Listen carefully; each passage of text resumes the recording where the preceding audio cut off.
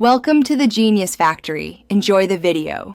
You start by loading the dataset and immediately checking structure so you know what you're up against. Use reader or data. Table to read files, then run dim, SDR, head, or glimpse to see rows, columns, and classes.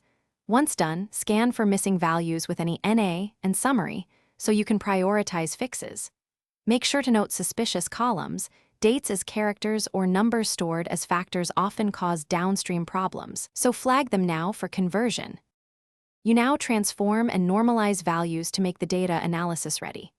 Convert columns explicitly, as date or lubridate for dates, as numeric, for numbers as factor, for categories. Don't rely on defaults. Next, clean text with trimwiz, tolower, and stringer, SDR squish, to remove noise. Once that's done, address missing data.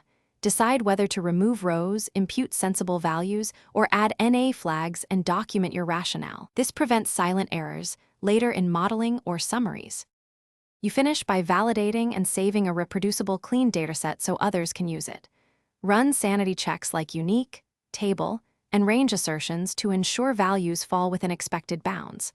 Once satisfied, save both the cleaning script and a version data file. Use save RDS or write CSV, and add comments explaining key choices. If things go wrong, create a minimal reproducible example. Recheck column types and NA handling, and rerun steps incrementally.